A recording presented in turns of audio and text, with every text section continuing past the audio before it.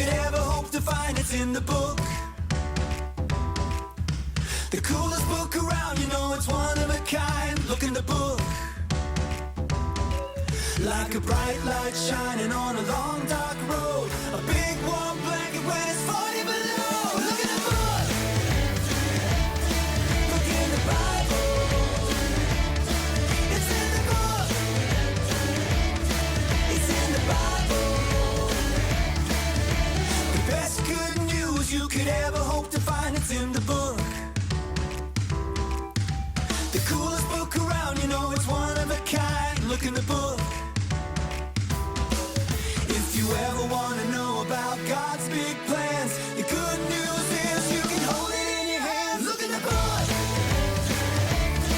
Look in the Bible. Every day, in every way, the words of God are here to stay.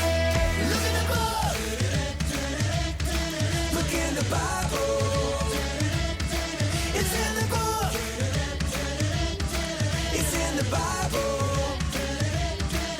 It's the best good news you could ever hope to find. The coolest book around, you know it's one of a kind. Look in the book. Look in the Bible. It's in the book. It's in the Bible.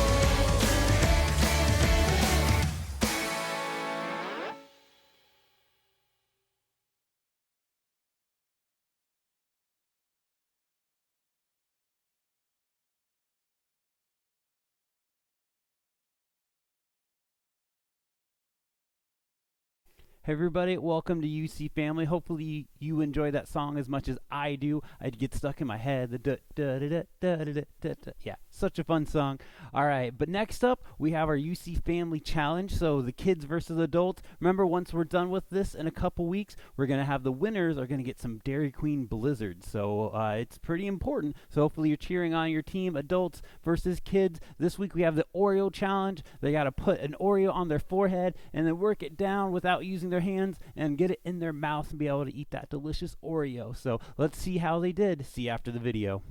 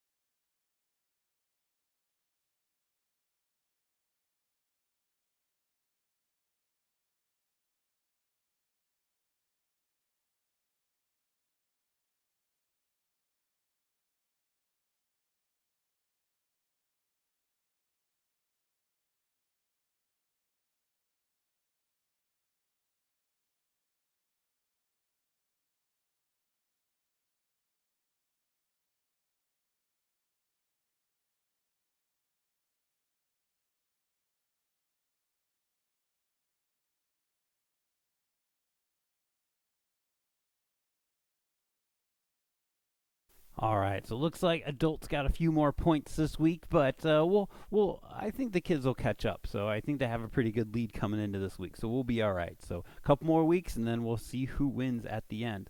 All right, this week's verse is in Deuteronomy chapter 6. It's verse 5. It says, "You shall love the Lord your God with all your heart and with all your soul and with all your might." All right, now I love that verse because that's just explaining to us how we need to just fully focus on who God is, right? We need to love him. We need to learn who he is. We need to think about him. And this section, this whole chapter has so much of that in it. I love later on, it says, it's talking about the laws of God and the thing God wants for us. And it says, "You shall teach them to your children. You shall talk of them when you sit in your house, when you walk by the way, when you lie down, when you rise. Bind them on signs on your hands, write them on your eyes. You shall write them on their doorposts and on your gates." And so just that idea of having a reminder everywhere we go of who God is and making sure we're putting him first, right? That we're loving God with all of us, right? The verse says, back in verse 5, "You shall love the Lord your God with all your heart and with all your soul and with all your might." Right? If we focus on God so much, because I love projects, I love doing stuff. I worked on, Sarah and I built this landscaping like patio in our backyard. It's really cool, right? And it took a lot of effort. We had to plan, we had to figure out like where each block is going to go so the whole patio thing fit together, right? And we have a fire pit in the middle. It's really cool. But if we just kind of like halfway thought about it and we're like, oh yeah, that'd be kind of cool, let's throw that together, and we just started throwing bricks down and hoping it worked out, that wouldn't work, right? And so for like 2 days straight, we thought about it, we planned it, we put it all together. We had like notes on our computer, we had paper written out on our tables. We had all that. All of our focus was on that, right? And so we got the end goal. We got this really cool fireplace. If our lives, right, think about it, if our lives are focused on God in that same way, right? If our daily project was to get closer to God, to think about God, to talk about him, when we're walking with our friends, when you're going to school, when you're on a car ride to a sporting event, when you're, anytime we're with people, we talk about, hey, what's God doing in your life? What Bible verse did you read today? What have you been praying about? If we can talk about those things with each other, how much more of a, thinking of God as a project of like always on our mind, always something to do, always something to strive for. I think that'd be really cool. And I love that idea. I try and do that, with Sarah when we can. We talk at night, what kind of went on with our day. And I hope you guys can think about those things too as your guys' family. All right. Speaking of some rules and some ways to get to know God, Mr. Goetz is going to join us here in a minute, and he's going to be talking about the 10 Commandments. So that is in the chapter. If you're looking at Deuteronomy, we learned today from chapter 6, but in Deuteronomy chapter 5, right before that, they refresh us. They tell us about the 10 Commandments and remind us of what they are. And Ron has some really cool pictures to go with those. So hopefully you guys enjoy Ron. I'll see you after his video. So, welcome to talking about the 10 Commandments. We know that we're supposed to love God with all of our heart, our mind, our soul, our strength. And the first 4 commandments talk about that specifically. We have some pictures to help you remember them. So every time you think of the number, you can think of this picture and it will help you remember the commandments. The first commandment is, "You shall have no other gods before me." You shall have no other gods before me. That means God is to be number 1, to love him with all of our heart, soul, mind, our strength. No other gods. So when someone is number 1, we think of a ribbon with the number 1. They just won, they're number 1. And every time you see the number 1 for the first commandment, you're going to think God is number 1. You shall have no other gods before me. So the second commandment is, you shall not make for yourself any idols. You shall not bow down to any idols. So what that means is, we are not to put anything else above God. So if you think about this, if someone is bowing down to an idol, it looks like the number 2. So when you see the number 2, you'll think of someone bowing down, and we'll remember, you are not to bow to anything but God. And to create an idol could be with your hands, where you make something like a statue and you worship that. But it also could be in your imagination, that you put things that are bigger and more important to God and that you spend time with them. You shall have no idols. Do not make for yourself any idols. Okay, the third commandment, you shall not take the name of the Lord your God in vain. And that means that if you've ever used God's name in a bad way, then you've done blasphemy. And the Bible says that's a serious thing. But it also means this: when you take somebody's name, that means you become a part of who they are. So if you call yourself a Christian or a child of God, then don't use that name in vain and not act like it. So if you say you're a child of God, live like a child of God. And the way we can remember this, because this is the third commandment, don't use the name of the Lord your God in vain. It looks like a pair of lips. So when you see the number 3, you'll remember, don't use the name of the Lord your God in vain. The third commandment. The fourth commandment, this one is remember the Sabbath day to keep it holy.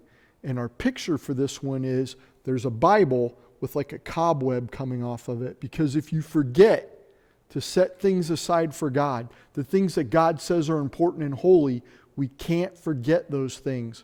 So he says, listen, set aside time for me and to think about the things that I say. And we need to give ourselves that opportunity. So if you forget and you think of that number 4, that cobweb hanging off the Bible, we'll remember to keep the Sabbath day. Remember the Sabbath day and keep it holy. Number 4. Okay, the fifth commandment. Now the first 4 were about our relationship between us and God. The next 6, 5 through 10, are about our relationship with us to other people. And number 5 is honor your father and mother, because they are also an authority over us, but they're people we have to live with and deal with very often. Honor your father and mother. It is important that we do that. And if we've broken even one commandment, and this one sometimes we break, James tells us we've broken all of them. So remember to honor your father and mother. God wants us to do that so that we can live and get along with those around us. And this is kind of a weird one because it's a picture of dad and mom laying kind of in semicircles, but together they make a 5. So picture that 5 in your mind. Mom and dad laying there on the floor making a 5, and then you're like, oh yeah, number 5, honor your father and mother. It's important to obey them and to give them honor and respect. Okay, commandment number 6. Remember, these commandments are about getting along with those around us. This one, I hope, is an easy one for you. Do not murder. Thou shalt not murder. But in John, he records Jesus talking about this, and he says, even if you hate somebody, it's the same as murder. And the way we remember this is, the 6 is the shape of a bomb. There's the bomb with the fuse sticking out of it, because if you blow somebody up, that would be murder. So remember, 6, do not murder. The 7th commandment is do not commit adultery. And adultery, you'll learn more about as you get older. But I want you to know this. When 2 people get married, they bond themselves together. And when they're not faithful to each other, when they don't stay together, it breaks their hearts. So this 7 is like a broken heart. And when you see that 7, you'll think, don't commit adultery. And really, it's because God and the church are married. He's married to us, and He wants us to stick together. And if we're not faithful to Him, by bowing down to other idols, or that's adultery to God. But He says we are to be faithful to each other when we're married. Don't break someone's heart. Commandment number 7, adultery. All right, commandment number 8 is do not steal. Do not steal. And if you steal something, do you know what they call someone who steals? They call that person a thief. Even if it's something small, like a little piece of candy or a pencil, or that's a thief. And today's picture, the number 8, this is commandment 8, do not steal, is like the mask on a thief. So when you see that 8, you'll picture this thief in his mask, and you'll say, oh yeah, do not steal. because when we steal, it breaks that relationship between us and other people. And it doesn't just hurt the people we steal from, it hurts us as well, because then people don't trust us and people aren't going to believe what we say. Okay, this is commandment number 9. Number 9. And this one's a little bit of a play on words, because if you tell a lie, and I think we all have, that makes us a liar. But lie can also mean to lie down. So today is a picture of commandment number 9, and it's lying down. And when you picture that 9 lying down, you're going to remember, do not lie. We have to be honest. We need to tell the truth. And if that truth isn't in us, then that's a sin. And we need to make sure that we're telling the truth. And the 10th commandment. You shall not covet. Now, to covet means you see something that someone else has and you desire it. You want to take what somebody else has. Doesn't mean, oh, I like that, I'm going to go out and get one of my own. It means I want what they have. And it leads to all sorts of problems. And the way we remember this is that the door and the ring together look like a 10. So when you picture the 10, there's a guy looking in the door at this ring and he's coveting what he sees and he wants it and he wants to take it. Number 10, do not covet. Okay, now it's time for the test. I'm going to show you all 10 pictures, and all you're going to see is the picture. But when you see that picture, see if you can remember what the commandment is. We'll do them in order first and see how you do.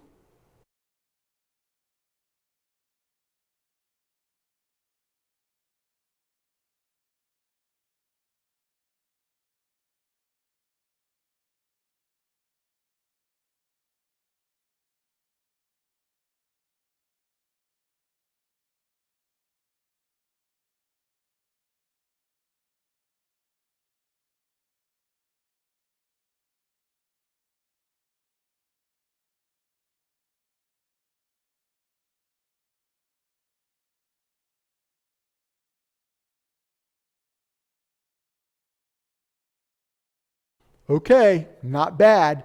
This time, we're going to give them to you in random order. So the first one might be commandment number 4. And when you see that cobweb, you'll be like, oh yeah, remember the Sabbath day and keep it holy. Oh, and then you might see an 8, and you'll be like, oh no, don't steal because it's the thief. I remember the 8.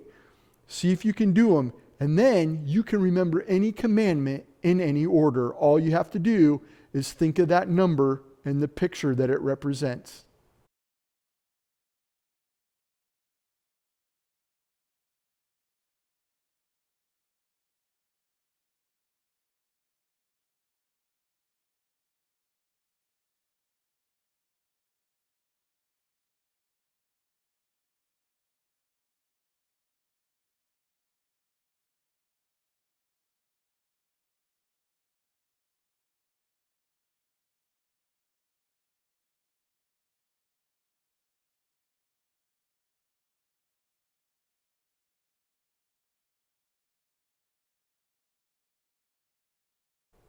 Well, how did you do?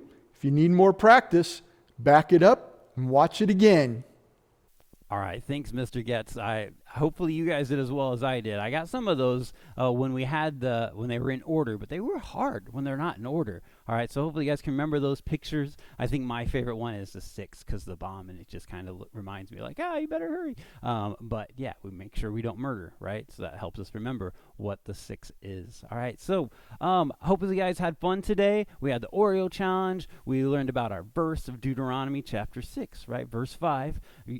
And then we had a reminder of the 10 commandments. And so hopefully those things just bring you a lot of joy. All right, so we'll see you guys next week. Enjoy having some more joy here with our last song. Bye, everybody.